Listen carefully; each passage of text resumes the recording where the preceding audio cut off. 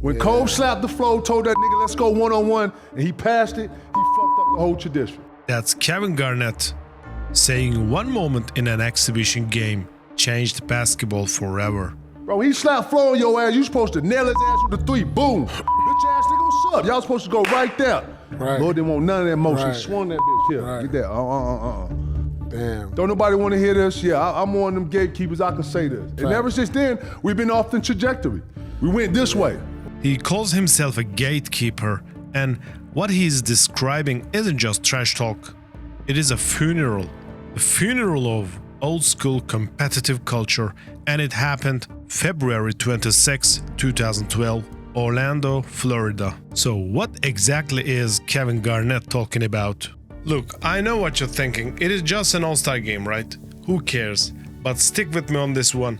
I grew up watching the 90s where these games were practically war zones.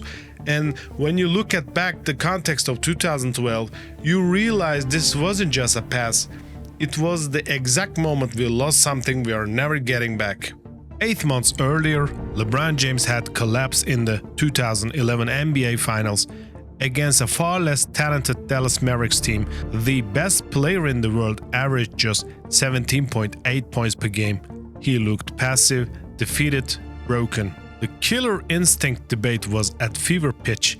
Every analyst, every former player, every fan was asking the same question: does LeBron James have what it takes? And then came February 26, 2012, Orlando, Florida, the 61st NBA All-Star Game. Just an exhibition, meaningless, except when it isn't. For 3.5 quarters, it was exactly what you'd expect. Alley-oops, no defense. The West built a 21-point lead.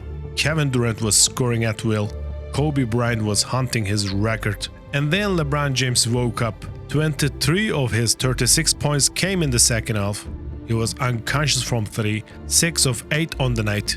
The East clawed back, and suddenly, with under 10 seconds left, it was a 2-point game. 4 seconds left.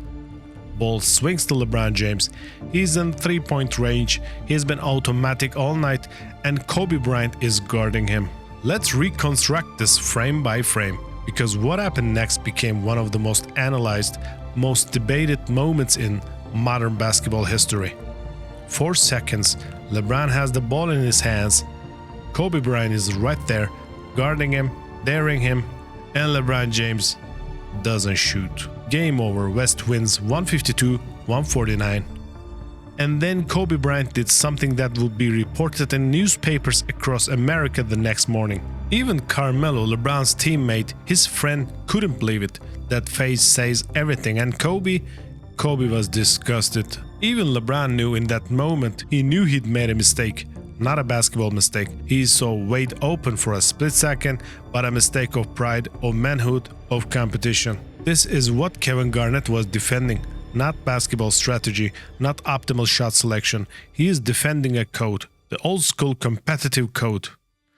In that era, when somebody challenged you, especially on the biggest stage, you had to respond, not with the right play, with fire, with ego, with your manhood on the line. The next morning, Adrian Wojnarowski, one of the most respected basketball writers in America, wrote something devastating. Not about LeBron's skill, about his DNA. Better than Jordan, better than Magic, better than Bird, but fundamentally different, wired differently. And Wojnarowski made it clear this wasn't a compliment. Here's what was really happening. 2 philosophies, 2 generations, 2 ways of seeing basketball. Kobe's philosophy: pride matters. Even in exhibitions, especially on the biggest stage, when challenged, you attack, you don't back down. You do not make the right play, you make the alpha play. LeBron's philosophy: make the right basketball play every time. Trust your teammates, save your ego for when it actually matters.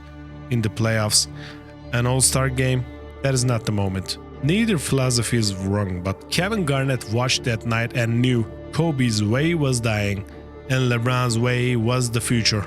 And here's how you know that competitive code was real. Late in the game, Kobe went to the free throw line, and Paul Pierce, his rival, someone who hated Kobe, started heckling him from the bench. Even enemies respected the code. Pierce was rooting against Kobe, but he understood what Kobe was doing. He understood the language. That generation spoke the same language. 4 months later, LeBron James walked into TD Garden in Boston, facing elimination against Kevin Garnett's Celtics, and he dropped 45 points, took over, destroyed them, won his first championship. So was LeBron wrong that night in Orlando? No. He went on to become a 4-time champion, one of the best players ever play this game. But was Kevin Garnett right? Yeah, the trajectory changed. Look at All-Star games after 2012. Players started load managing All-Star weekend. The competitive fire disappeared. It became a party, a photo op. Watch 1992, watch Jordan and Magic and Bird, then watch 2020s. It is not even the same sport. The younger generation watched LeBron that night and learned you don't have to engage. The right play is always the right play. Here's my honest take. You can call it high IQ basketball all you want, but I call it the moment the league went soft. LeBron poisoned the water that night. He showed every kid watching that it's okay to duck the fade, to pass the buck, and to protect your brand instead of your pride. He broke the code, and that is exactly why nobody plays defense in February anymore.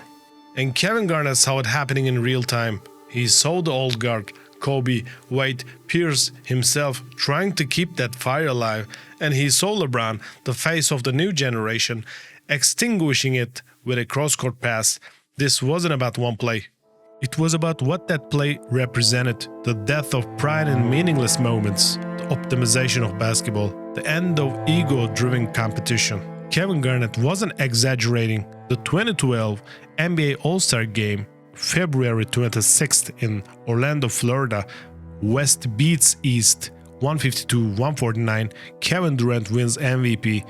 Kobe Bryant breaks Michael Jordan's all-time All-Star scoring record. But what people remember is 4 seconds, LeBron James with the ball, Kobe Bryant in his face, and LeBron choosing the right basketball play over the prideful play. Adrian Wojnarowski wrote the next morning that nothing in LeBron's DNA demanded he destroy Kobe in that moment. And he was right. LeBron went on to win 4 championships. He proved he had killer instinct when it actually mattered. But Kevin Garnett was right too. Something died that night. The old school code that said pride matters even in exhibitions. That said when somebody challenges you, you respond with fire, not with optimal shot selection. LeBron wasn't wrong, he just represented the future, and Kobe, Kevin Garnett, Pierce and Wade, they were the last gatekeepers of a dying culture, a culture where meaningless games still mattered because your manhood mattered. We are still living in the world that was born that night. All-Star games are unwatchable now. Players are rest for exhibitions. The competitive fire that made the NBA must-watch television in the 80s and 90s, it is gone. So yeah, Kevin Garnett was right. February 26, 2012, the night basketball changed forever, and nobody even noticed until it was too late. I really appreciate you watching until the end. Seriously, I am running this channel entirely solo. So if you want to support real basketball storytelling, please hit that like button and subscribe. And if you want to help me keep the lights on and dig up more stories like this, consider joining the channel membership below. It goes to a long way. I am Tarek, this is Old School B-Ball, and I'll see you in the next one.